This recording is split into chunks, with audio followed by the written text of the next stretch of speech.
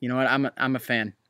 I'm a fan of Ed's World. I'm a Ed head, or whatever you want to call it. And just hearing about Ed's death, I mean, that's just, my gosh, that it's just horrible. But there's a couple of things that I guess you could say I discovered about Ed only after his passing. The first thing was is that I had no idea that his battle with cancer had been going on for 6 years.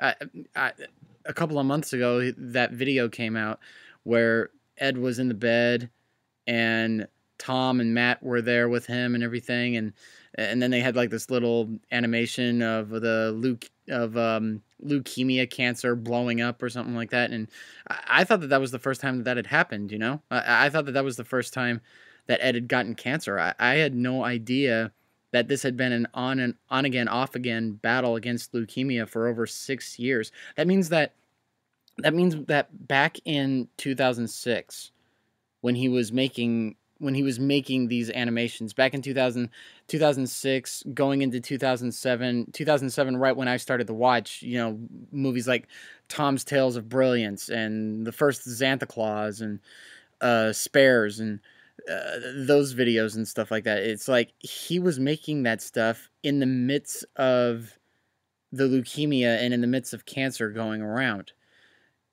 inside him. And I think one of the things that, even for people who didn't know Ed personally, something that we could take from Ed and his life and just what he was doing in the midst of fighting with leukemia is he never gave up.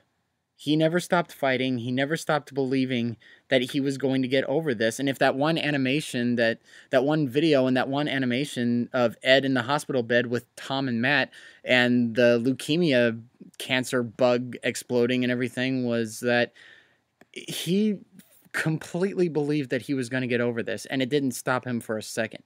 He did what he loved. He loved animating. He loved making people laugh, and he was freaking good at it. There was a time in 2006, 2007, before YouTube blew up, that Ed's World and HomestarRunner.com, those were the only two things that I actually saw. Other than the occasional internet game, that was the only two things I ever watched: Ed's World and HomestarRunner.com. And it was freaking hilarious, and it was awesome. And something that I notice now with a lot of animators in the Flash animation world, especially like in Newgrounds and stuff like that, is that, yeah, there's a lot of funny stuff out there, but a lot of the stuff is based off of material that is already there, such as like video game parodies, movie parodies, you know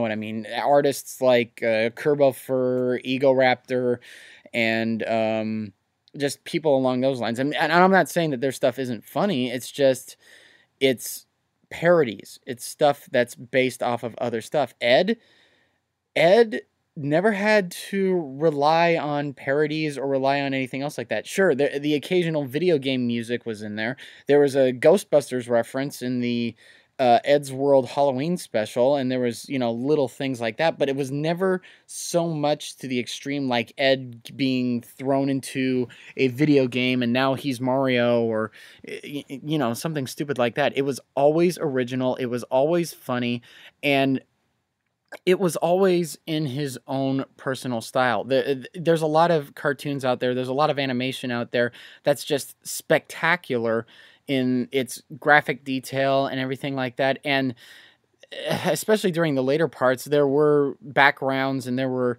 parts in the animation that were really impressive with Ed's World. And I mean, overall, the animation was really good. But the thing that I loved about it as well is how, in a way, how simple the animation looked. It was very cartoony. Most of the times there wasn't a whole lot of shading. It was just, one color. It looked like it came straight out of a comic book, and although, you look at some of the animation that Ed did in 2006 and 2007, and you look at the stuff that he did towards the end in 2010 and 2011, and you can see a significant improvement and everything, but it was always his own style. He wasn't trying to copy anyone else. He wasn't trying to be anybody else. He enjoyed doing the animation, and you can totally tell that in every single cartoon that he ever made. He found what he loved to do, and he did it to the best of his abilities, even with this cancer going on in him. And you know what? I'm just a person who watches his videos. I'm just um an Ed head, but I mean that's incredibly inspiring for me. Just hearing about that, and I know that he was a big inspiration for a lot of animators out there, and I can only imagine how hard it must be for them, and especially to all of his friends out there. I mean, Bing, Tom, Matt, Tord, and all the other people that he worked with and everything.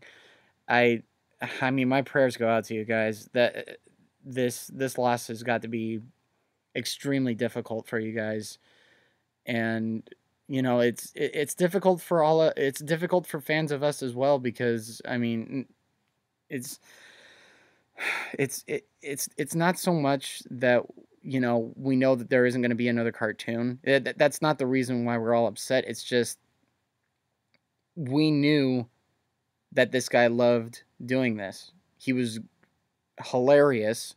He was awesome at his animation. He was awesome at his craft. And it's just sad that his life was ended so short. It Again, just my Tom, Bing, Matt, everybody else. I my prayers go out to you guys. I just hope that I don't even know now. Just my prayers go out to you guys. Ed, rest in peace, Ed. You will be sorely missed.